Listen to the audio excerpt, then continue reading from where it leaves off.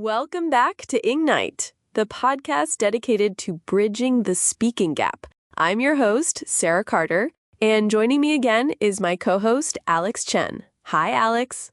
Hey, Sarah. Great to be back. In our last episode, we deconstructed the invisible wall of fear, the psychology of anxiety, and the vicious cycle that keeps so many learners stuck. And today, as promised, we're going one level deeper. Let's pause for a second. If you're new here, you might want to check out episode 1 before diving into this one. But if you're ready, let's go. In this episode, we're cracking the brain's code to understand why you can know thousands of words but still struggle to say them. Then we'll lay out the proven game plan for how you can start training effectively. Alex, let's start where we left off. You described that even when you weren't afraid, the words just wouldn't come. That's right. Even without the fear, something felt blocked. It felt like something else was going on deeper, like my brain just wouldn't cooperate.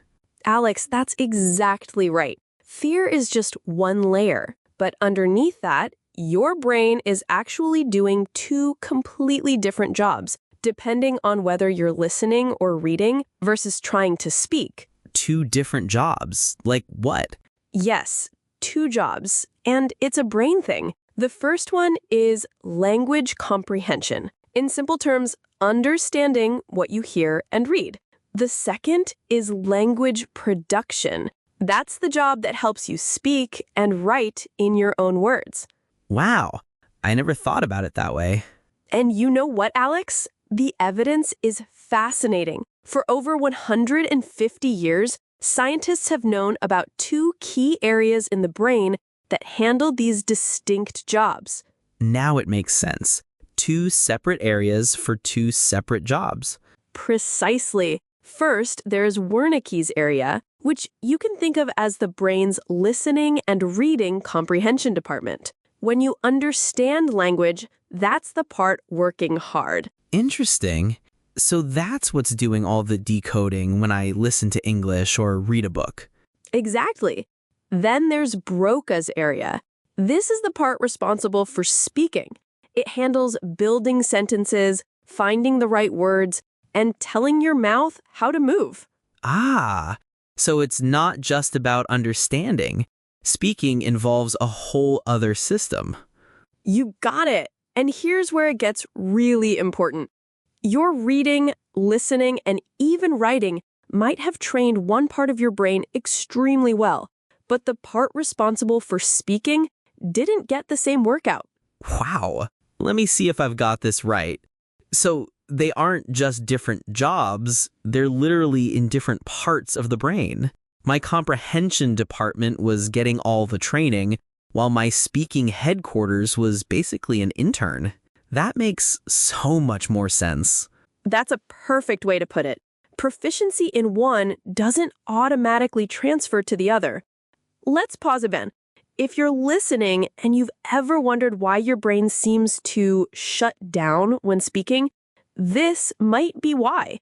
And we can simplify and dig deeper into the demands of those 2 jobs with an analogy. The easy job is what your Wernicke's area does. The hard job is what your Broca's area has to manage. Okay, I'm with you. What makes one easy and one hard? The easy job is understanding. When you listen, you're getting the finished product. The sentence is already built. Your brain just has to recognize it.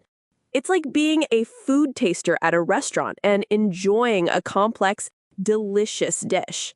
Right. So as a learner, I could recognize all the flavors and enjoy the final dish, but I wasn't doing any of the work to prepare it myself. Exactly. But when you want to speak, when you have to use Broca's area, you have to do the hard job. You start with just an idea.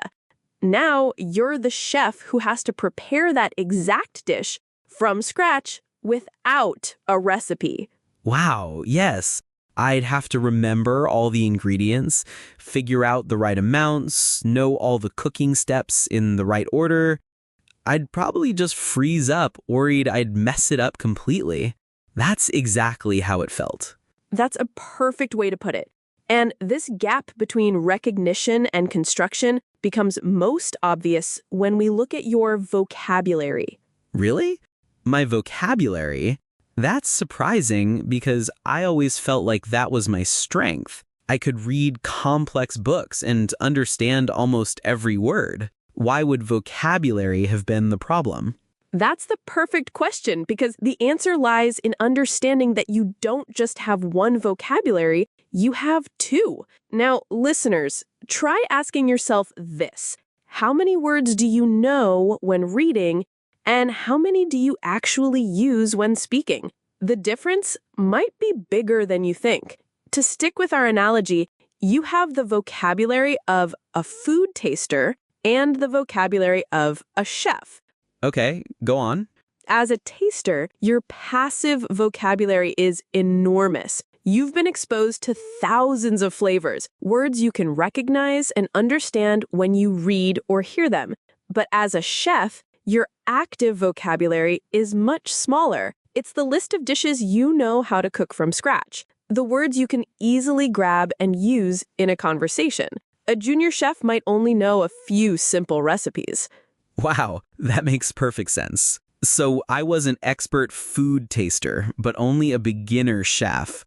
I knew what thousands of words meant, but I could only use a small fraction of them from memory. That's a perfect way to put it. And that brings us to the core problem, which researchers call the transfer problem. A taster doesn't become a chef just by tasting more food. Right. You have to actually get in the kitchen and practice. You need the recipe, you need to learn the techniques, and you probably have to make the dish over and over until you get it right. Exactly. And that practice is what moves a word from your passive taster vocabulary to your active chef vocabulary. Let me ask you, listener, how often do you actually practice speaking aloud? That's where most people hesitate. But because tasting or passively consuming English is easy and rewarding, many learners get stuck in what we call the passive consumption loop. The passive consumption loop. Is that why I could watch hours of YouTube videos but still feel like I couldn't speak? That's the perfect example of it. It's like going to the gym every day to watch other people work out. You might learn a lot about exercise by watching, but if you never pick up a weight yourself, your own muscles will never grow.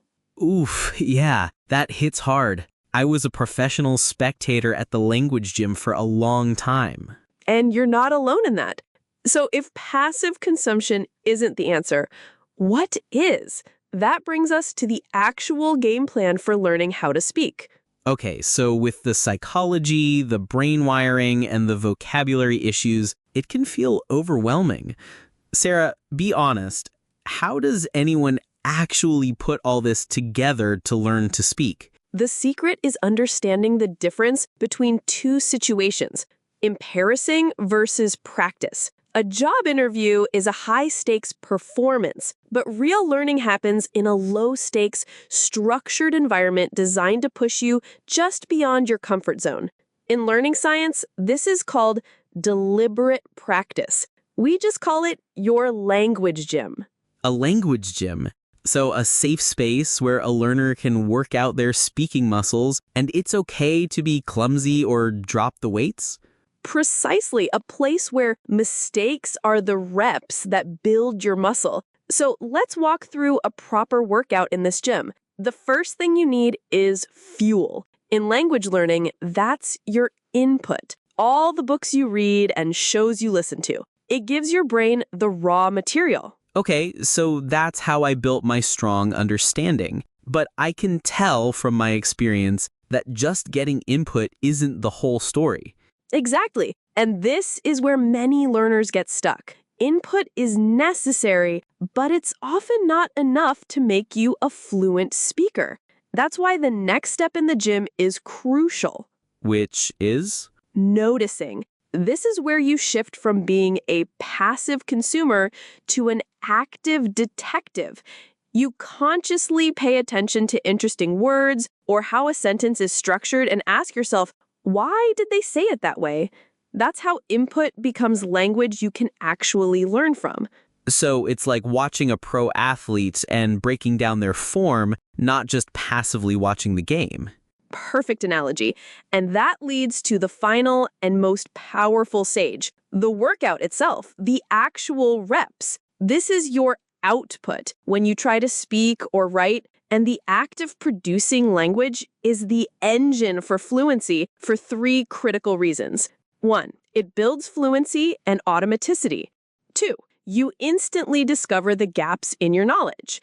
And 3, it forces you to sharpen your accuracy. Okay, let me see if I have the full cycle straight. So it starts with input, like reading a book. Then the learner has to actively notice the interesting language in it. And finally, they have to try to use it in output, like speaking. And that's what builds the real skill. That's the game plan? That's the game plan in a nutshell. And if you're listening, ask yourself, which step are you currently skipping? It's a powerful cycle that happens inside your safe, deliberate practice gym. But as you know, that output part can feel scary. Exactly. If producing output is the solution, but as we discussed, the learner is often afraid of speaking, that's why the gym concept is so important. It has to be a safe space. It's the only way. If you only ever perform, you'll always be stuck in that cycle of fear. But if you train in your gym, you'll build real skill and confidence for when it's time to perform. That makes so much sense. I spent years trying to perform before I ever really trained. No wonder it felt impossible. And you're not alone in that. Most learners skip straight to the scary part and think something's wrong with them when it goes badly. But now you know the secret. Real fluency is built by consistently showing up to your language gym and putting all the pieces together. The language gym.